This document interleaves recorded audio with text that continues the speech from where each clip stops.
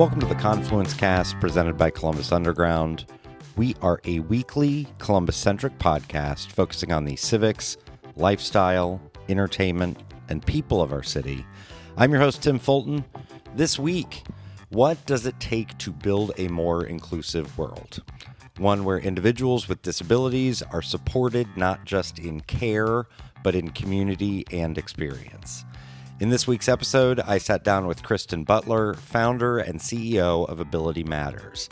It's an agency that provides personalized services for individuals with disabilities with a particular emphasis on autism. We discussed how Kristyn transitioned from public education to entrepreneurship after parents came to her in search of something better for their children, and how she built a growing organization committed to active inclusion, high-quality care, and international travel experiences for those it serves.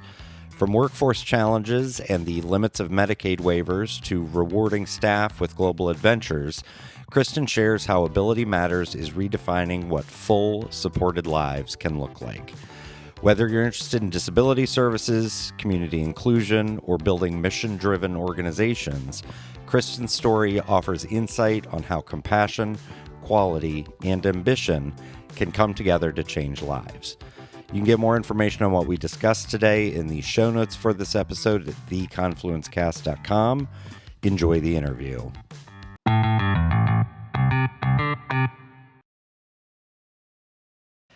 Sitting down here with Kristyn Butler, the founder and CEO of Ability Matters. Kristyn, how are you? Great. Thank you. How are you? I'm well.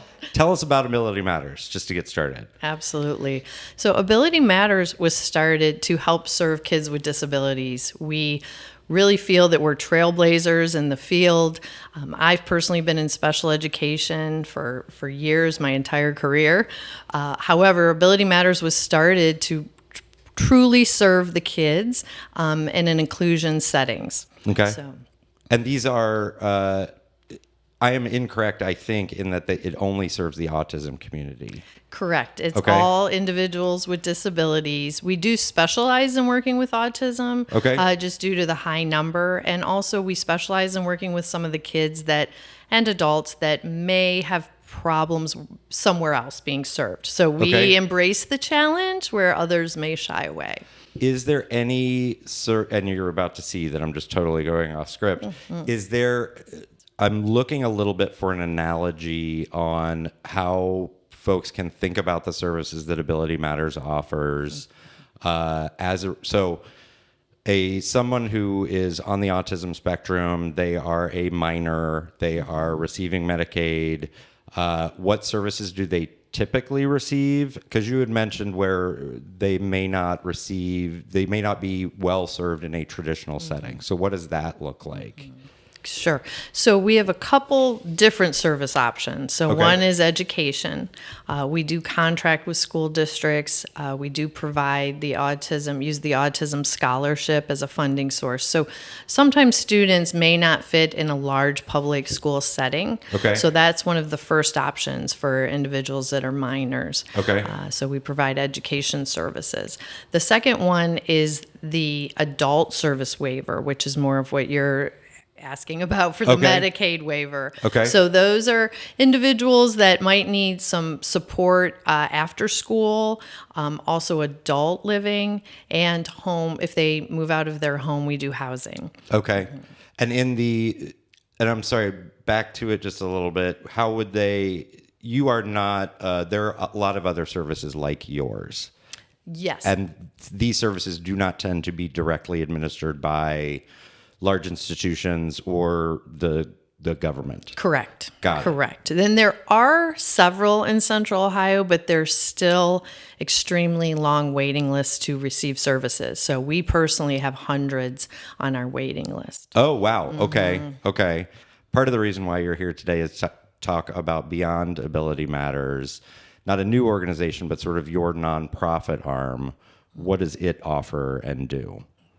So Beyond Ability Matters is the nonprofit that helps support all the inclusion activities. So one of our basic values and mission statements is to be inclusive in the community, And Beyond Ability Matters helps support that because being included is expensive.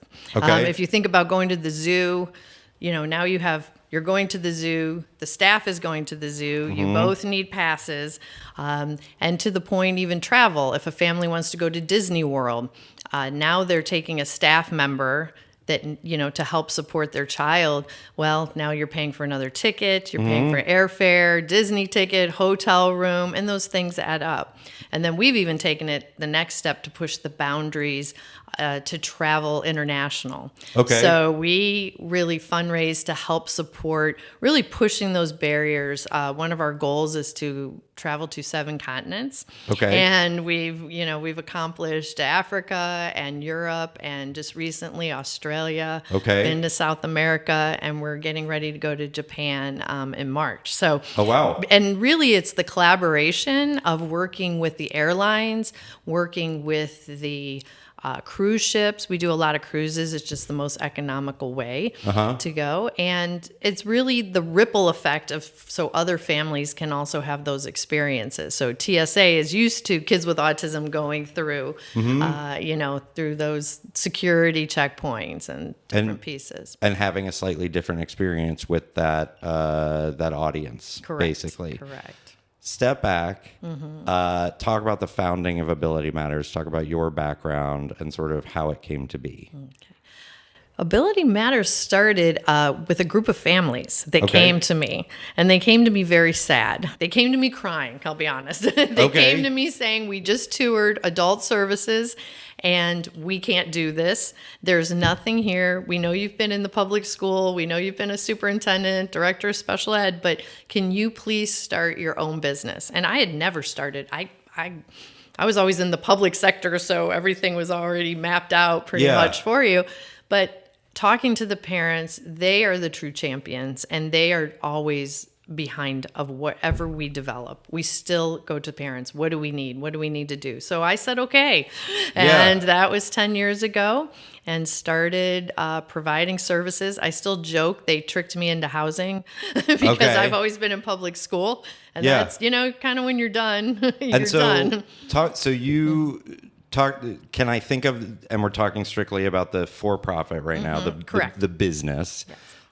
It is activity services, it is housing, and it is education and intervention services. So intervention services? So intervention services are for some of our most challenging individuals that we work with, more profound autism. So that word is coming back. It used to be don't say profound, but now they're saying bring that word back. So we actually opened an office downtown, just close to where you are here. And for a lot of our staff might live on the east side, and it's a little closer. But intervention specifically is working with children's services, children's hospital, other contracts where some of the kids might need to be going to residential. And we're that hopefully can help stabilize that before that would happen. Should I think of that as intake? Like sort of like, hey, you are having a problem existing in the environment that you currently exist in.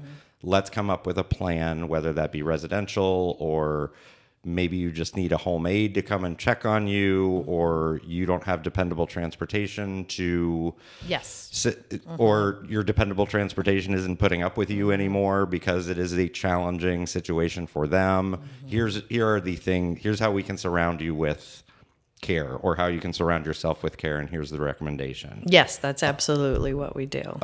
Cool. We take that in. And this may be a policy question or a business question, I'm actually not sure. Why the waiting list? Like, what prevents scaling to, because these folks theoretically have funds, or they have a way to be guided to have funds. Correct. What prevents the scaling of Ability Matters to get to a point that it can service everybody that needs service? And that's primarily the reason also I'm glad we're doing this, because the biggest reason we are not able to scale is also because we need staff. You need, and we're very picky. We like high quality staff. Unfortunately, this industry historically hasn't had a very high bar for staff, and not that is that there were poor workers or inexperienced workers. It just wasn't as active of a job as what we do. So a lot of times it was more aligned with like home health care, making sure you're okay at home, cooking, cleaning, where we are very active. Part of our pillars are, they're working out every day. We're volunteering in the community. We're doing a social activity. We're on the go. So if they're at home just relaxing a lot, then we personally are probably not the agency or the service for them. Because we like to be very involved and constantly moving. And this is normally a term of art. How do you refer to the people to whom you are giving care? The funding agency... Because they're not a patient. Correct. Right. They like to use the word consumer. Okay. I personally like the word individual. Okay. Individuals that we serve. Got it. But the term of art would be consumer. Because they are providing the funds or resources to you to give a service. Correct. Got it. And so is it truly just a staffing thing? Like you're not limited by regulation on like how big you can be? No, it is 100, and our quality. We expand even just talking financials, $1 million gross every year. Okay. So that just shows you we're growing every single year, and we're growing fast at a super, super high percentage. But we really want to maintain our quality, and that is the most difficult part. Now, we do have some wonderful relationships and partnerships with Ohio State University, which has really helped us with that. We have internship program every semester for undergraduates. We also fund master level and PhD level students. Okay. And that has just been a win-win, because there are students that really can't afford school, but they want to work out, they want to work in their field. So it's perfect. Yeah. And a postdoc. We actually have a postdoctoral scholar this year. So okay. That really helps our quality too, because we have a good training team. And are they helping they're helping with training. Are they sort of, with their expertise and their learning, helping lay out curricula, or like, hey, here's what the research or what the because as you said, things are evolving in this space. We are not going to get into policy today. Yeah. But do they help influence, like, hey, here's the best practices that should be administered when you're doing these outings, or or within the homes? Absolutely. Like, is that coming up? Absolutely. And how would you compare yourself to other agencies? So you mentioned the quality of staffing. And we're not trying to say anything pejorative about somebody else, but correct. What do you pride yourself on with the organization? Right. Really being active. Okay. I do feel inclusive. We provide all of our services in the community. So not many agencies do that. Historically, they've been maybe like they have a day service or they have an education, and they'll stay in one place, where our day might look as, we start at 9:00, we go to the gym, we work out, then maybe they go swimming, they meet their friends for lunch, go to volunteer at the food bank, and then finish up maybe with bowling or something. So, throughout the day, or grocery shopping. Yeah. So you're moving, you're constantly moving, and of course, relaxing in the evening. It's all individualized. So some might relax a little bit more, but some are off doing Special Olympics, or, we have some people that are participating on their varsity sports teams, and it just varies. But we really pride ourselves in keeping moving and staying busy. Talk to me about, because we're talking about also trying to find folks to fill the staffing pipeline. Talk to me about company culture and like what somebody may expect when they come to work for Ability Matters. Yeah, culture is extremely important to us. So we really try to have flexible schedules. We're the highest paying agency in the state. Okay. And we really want to embrace and reward people who work in this field, which I don't think historically they have happened in the past. It hasn't happened. They are working 2 or 3 jobs and paid $10 an hour. So we really try to pay more, reward them, flexible schedules, support working parents, and then the travel is a big component. Yeah. Really rewarding staff, to travel all over the world at no expense for them. We pay for everything. Okay. And a lot of times for a small fee, they can bring their +1. Okay. So that's been fun. That's great. Well, and in exchange for that, again, you expect a not even necessarily higher caliber of employee, but an employee that's more engaged than they may have been in another home healthcare situation or something like that. There's a high expectation. Yes. Got it. What are the struggles with sort of you've talked about wanting to get these folks in front of others, and like that's a part of bringing them out into the community. It's part of the travel. Even you talked about the TSA agents. At large, what do you think is a misperception about folks who are on the spectrum? Yeah, the individuals who have less obvious disabilities, Okay. sometimes people will look and wonder, why is this person staring at me, or why are they not giving me eye contact? So just sometimes facilitating that communication and interaction. So just, almost coaching along the way, per se, and coaching both. And then most times people that do have strong social skills will pick up on that. Yeah.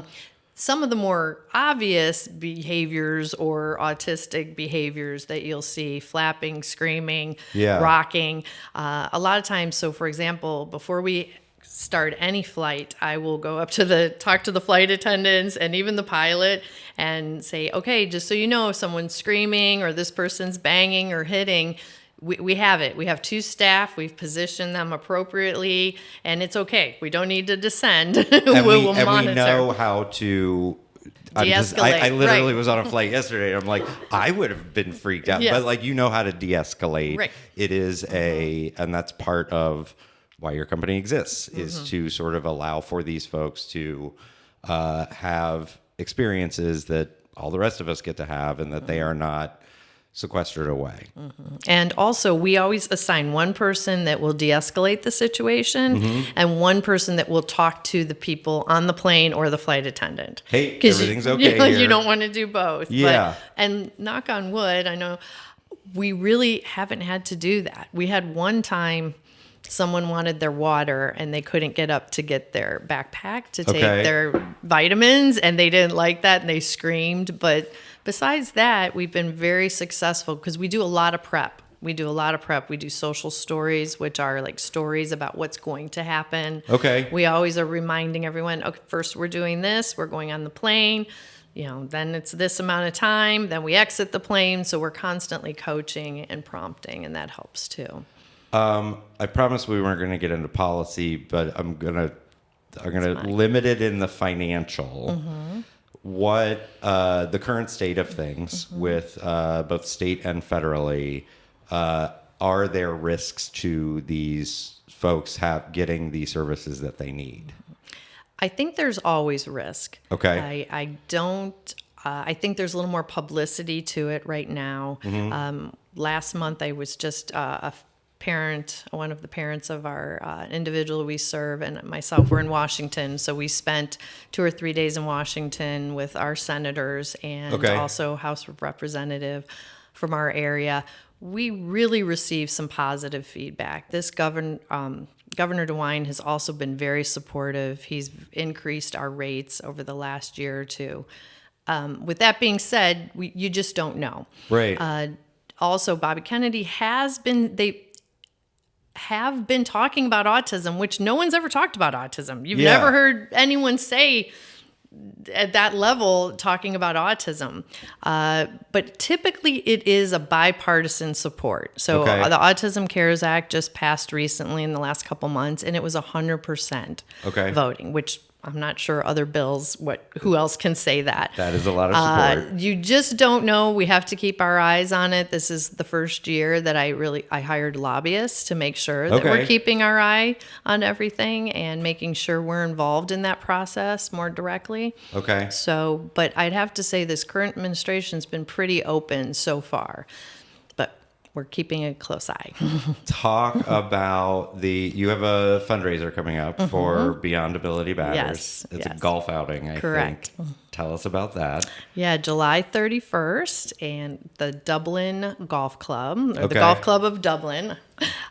That is just really a way to come out and support, really provide, have a good time, but also be a part of donating to Beyond Ability Matters, so we can be giving back to the community and giving to the kids we work with and the adults. And what is that organization has been around for a bit. What does the 990 look like at the end of the year for it? Like, what's it pulling in donations and funds? Yeah, we've gone anywhere from some personal donors that have gone from $20,000 to $40,000, individual checks but our average is about $20,000 to $30,000 a year. So we feel that's pretty good. This is the first year we're also going to look to give to others in the community. I reached out to Dublin City Schools. We have a great partnership with them. Also another agency that we work closely with, and giving grants of $500 and $1,000 to promote inclusion to other agencies. So we're really excited to do that too. Are you receiving grants as well, or pursuing them? Not yet. We have not. We're not opposed to it, but we have not. Comes to you and says, "Fill out this form." Right. Absolutely. Talk about growth and like where you want to be in another, let's even say 5 and 10. I don't know if you are thinking about that. I hope so. Always, every day. So really, to travel, the travel and inclusion, we do really want to go to all the continents. Right. And that we feel is just a huge accomplishment. In terms of service delivery, our goal has always been to try to reach as many families as we can. Yeah. I personally can't even talk to people that call in or be on intake because I would take everyone and then the business would close. Because we don't have staff and I disappoint everyone. It's really, really hard to have anyone on a waiting list for a service so important. Yeah. So my goal is really, and our goal at Ability Matters is to reach as many families as we can and maintain our high quality. Is staffing the only holdback? Yes. Truly. You could scale if... Yes. How many would you need? Like how many? Yes. Like because you.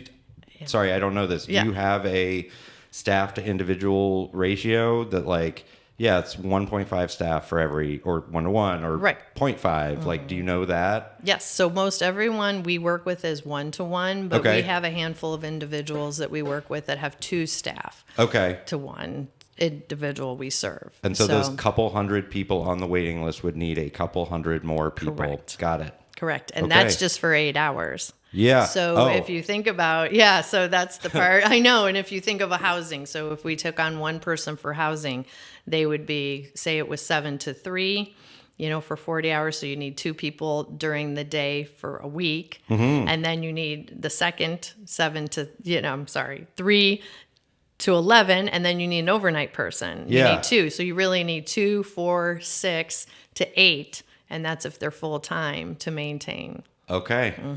Okay. So staff is important. Staff's really important.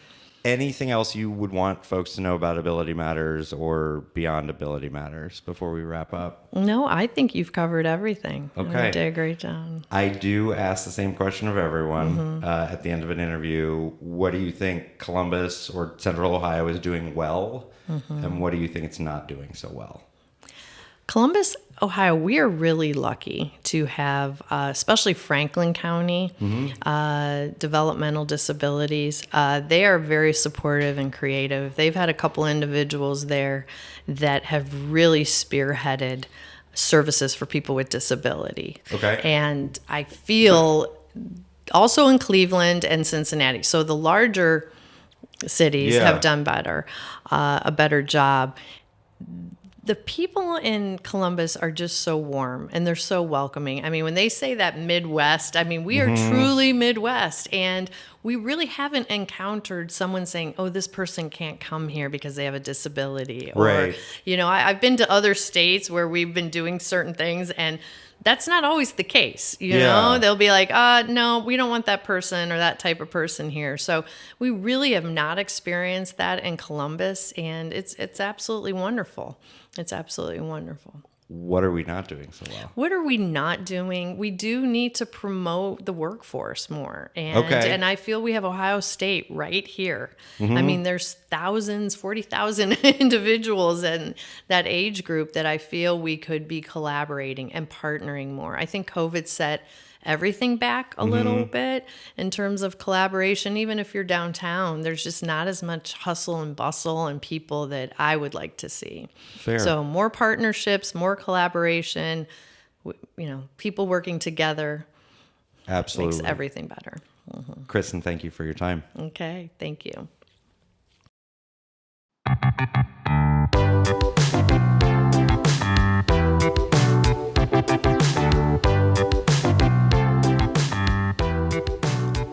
Thank you for listening to the Confluence Cast presented by Columbus Underground. Again, you can get more information on what we discussed today in the show notes for this episode at theconfluencecast.com. Please rate, subscribe, share this episode of the Confluence Cast with your friends, family, contacts, enemies, your favorite caregiver. If you're interested in sponsoring the Confluence Cast, get in touch with us. We can be reached by email at info@theconfluencecast.com. Our theme music was composed by Benji Robinson. Our producer is Philip Cogley. I'm your host, Tim Fulton. Have a great week.